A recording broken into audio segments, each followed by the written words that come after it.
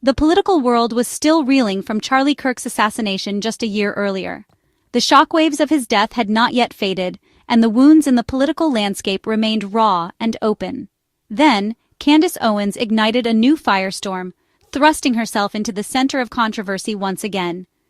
In a viral podcast episode that quickly dominated headlines, Owens made explosive claims about the weeks leading up to Kirk's death, sending shock and speculation rippling through the public.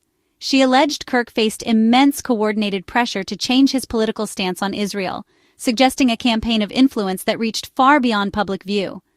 Owens described a private lunch in the Hamptons. Not a friendly gathering, but a calculated intervention orchestrated by those with power and resources. According to her, powerful figures cornered Kirk, determined to force him into line, making it clear that dissent would not be tolerated. She claimed threats were made, and vast sums of money were offered to buy his compliance, an attempt to silence his independent voice. The names involved, she said, were some of the most influential in finance and politics, people whose reach extended into every corner of government and media. Owens insisted this encounter deeply troubled Kirk, weighing on him in his final days and leaving him isolated, burdened by the knowledge of what he was up against. Her story instantly reignited debate and speculation, sparking fierce arguments across newsrooms and social media platforms. She painted a picture of intimidation and coercion, not just policy disagreement, but a battle for control over the narrative itself. Kirk, she argued, was under siege for allowing dissent and questioning unwavering U.S. support for Israel, a stance that made him a target for powerful interests. Owens positioned herself as a keeper of Kirk's final struggles, determined to reveal the truth and ensure his story would not be forgotten. By speaking out, she reframed Kirk's last weeks, not as routine political activity but as a prelude to tragedy, filled with tension and unseen threats. The timing was critical. A year after Kirk's death, her claims reopened old wounds and fueled new conspiracy theories, drawing in those who had begun to move on. Owens said she was honoring Kirk's memory by exposing the powerful forces she believed were at play, vowing to keep asking questions others were afraid to raise. Her narrative transformed public memory of Kirk's final days, filling them with ominous meetings, whispered threats, and a sense of ever-present danger. The story was no longer about a political leader's death. It was about the hidden battles he fought and the forces that may have conspired against him.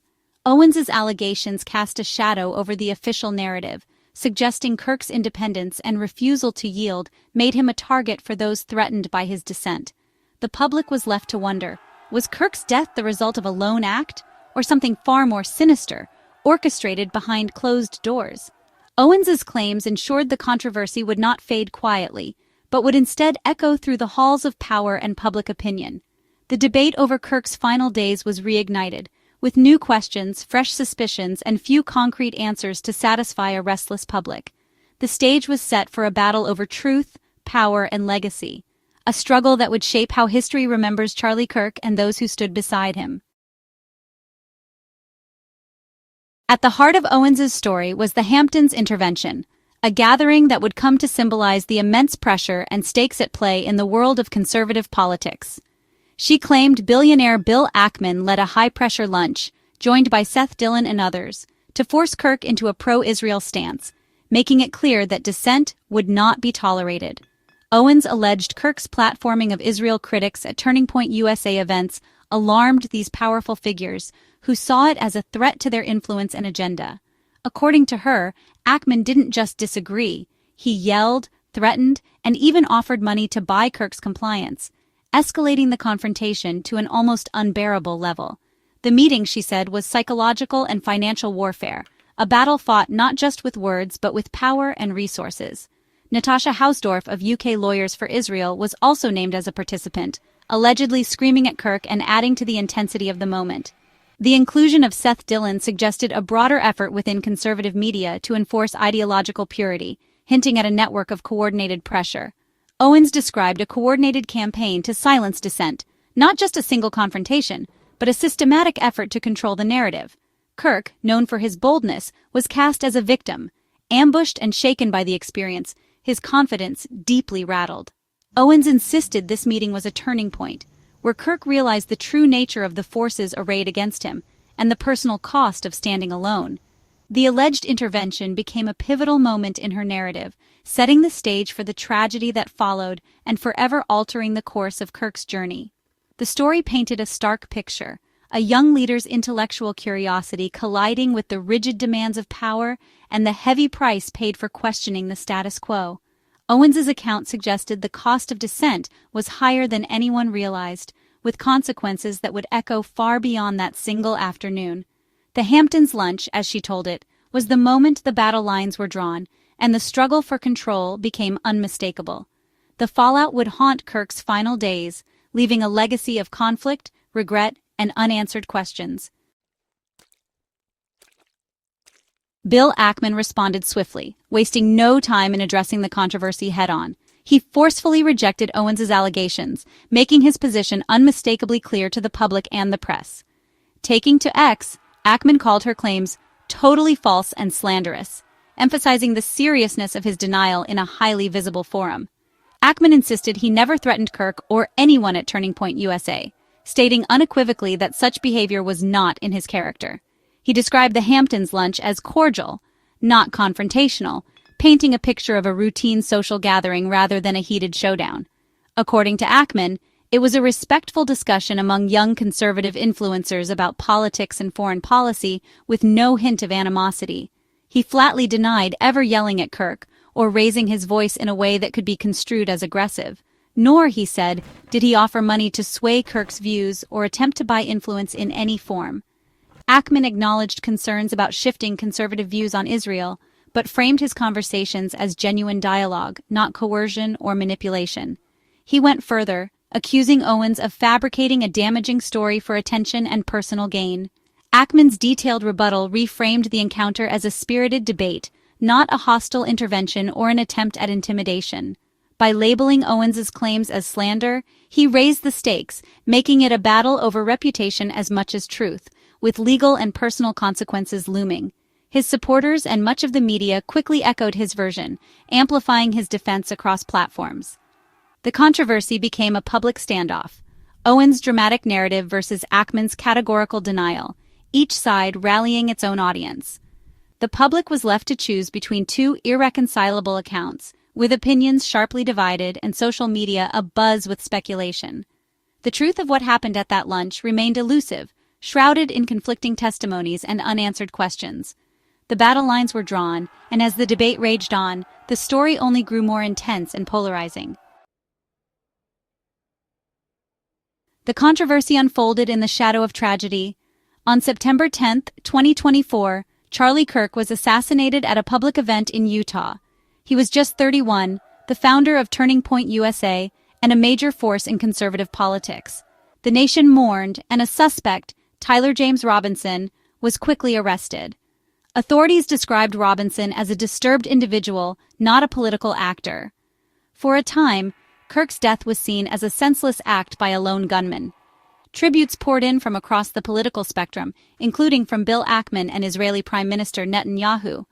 But Owens's later allegations cast these tributes in a new suspicious light. Was Kirk's death a random tragedy, or was there more beneath the surface? The official story now competed with darker conspiratorial narratives. Owens's account of the Hamptons' lunch faced immediate pushback.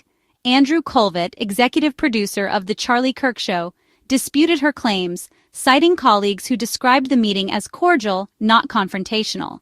Their version matched Ackman's, a serious but respectful discussion. Seth Dillon, named by Owens, remained silent, fueling speculation. The clash of stories polarized the public. Owens claimed to have text evidence but did not release it. The truth of the lunch became a matter of belief, not fact. The controversy deepened, with no clear resolution in sight. A key part of Owens's claims involved Israeli Prime Minister Netanyahu. She alleged Netanyahu personally contacted Kirk, inviting him to Israel under pressure. Owens implied the invitation was a command, not a friendly gesture. Netanyahu confirmed he spoke to Kirk and invited him to Israel, but described it as a warm exchange. The accounts diverged sharply. Was it intimidation or diplomacy? Without a recording or Kirk's own words, the truth remained unclear. Owens's version suggested Kirk saw the call as part of a broader campaign of pressure. The allegation added an international dimension, raising questions about foreign influence. The Netanyahu connection elevated the controversy to a geopolitical drama. The stakes and the uncertainty grew even higher. Owens's allegations ignited a digital wildfire. Social media exploded with speculation and conspiracy theories.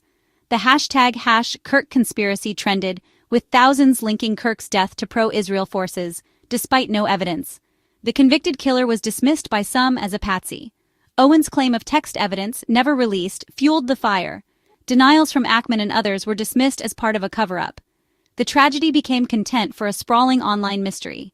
Every statement and silence was treated as a clue. The line between fact and speculation blurred, leaving a legacy of doubt.